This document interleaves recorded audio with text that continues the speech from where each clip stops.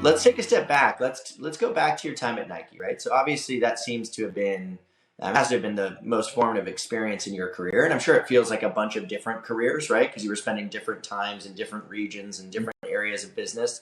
So although it's under the same umbrella, like there's probably these mini careers.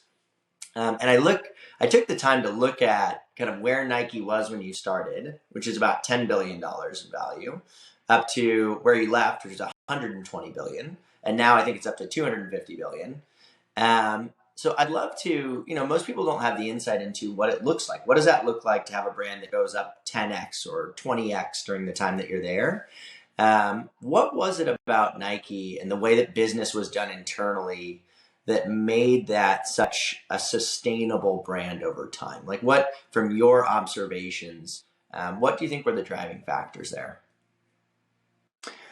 Yeah, it's a great question. Obviously, I think I can take all the credit for the growth of Nike, clearly. Yeah. It's been quite a privilege to be part of such an incredible ride. And the ride was not smooth. There was some bumps along the way, but I think for me the key pillars that I would highlight as making the Nike brand such a powerful and successful brand are first, a very clear and focused strategy. Nike's approach is to enter a business only to become the best in that business. So if you think about, when I joined in '97, Nike was not doing soccer. They had just signed Brazil, a national team, for the first time, not really serious soccer. It took them 15 years, but after 15 years, they became, number one, in soccer.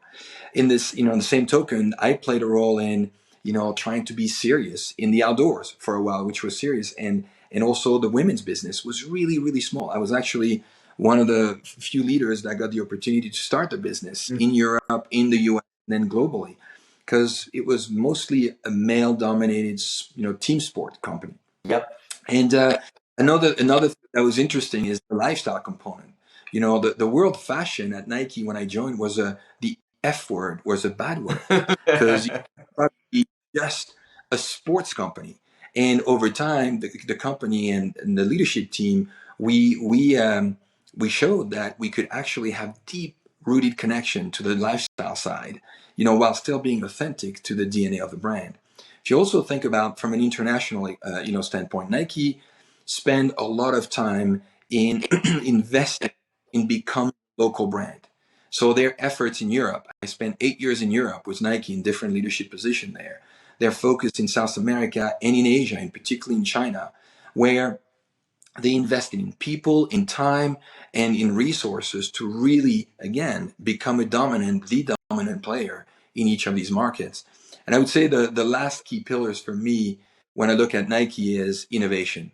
A core part of the Nike brand has been anchored in truly driving disruptive innovation that has propelled the growth of the company in very successful way. So to me, these would be the three key pillars. The fourth one is probably the most magical one, is team. Yeah. I think a really fun and strong entrepreneurial spirit at Nike, where you were empowered very quickly with big businesses to take calculated risk in order to serve the consumer that you were working for, and to the mission of the brand.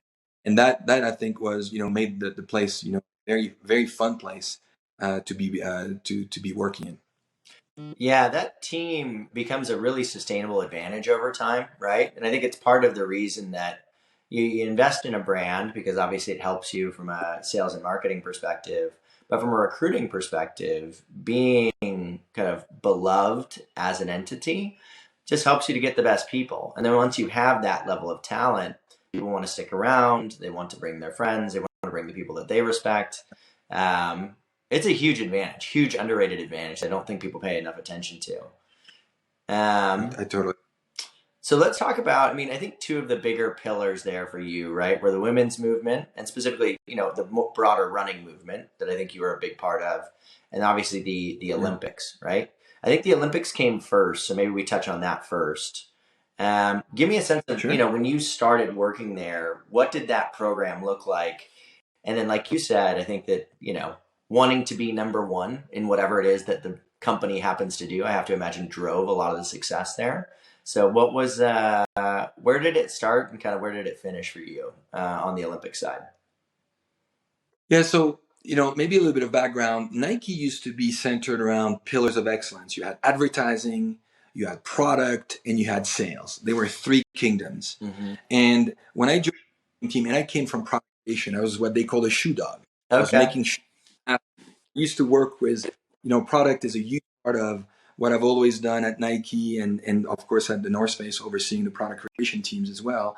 And the Olympics was always looked at as an advertising moment for Nike. Yeah, if you remember the Atlanta games, there was a famous ad from Nike: "You don't win silver, you lose gold." And to me, when I looked at, when I decided to take over the Olympics, I actually pitched it to the president at the time, and his point was like, "Why are you asking me about the in 3 years? Let's talk in 2 years from now." And I say, no, the whole point is let's use the Olympic as a stage to actually not only launch innovation that you can scale and make it a business opportunity, but also as a stage to actually engage consumers. Because what research would tell us is kids did not know when the Olympics would happen. They would only start caring, like a week before the game, and stop caring, right after the games. And I took over during the Beijing Olympics, and the preparation was a massive out party for China and for sports in China. So what we ended up doing is aligning the product innovation pipeline in order to launch defining innovation for Nike through running and basketball at the time, Mm-hmm.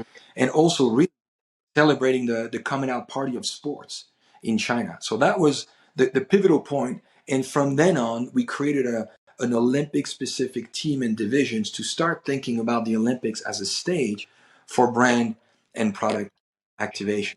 And I had the opportunity to lead that, the Beijing Olympics and also the London Olympics, end to end, with the team, which led to some really fun experiences and incredible product launches, along the way.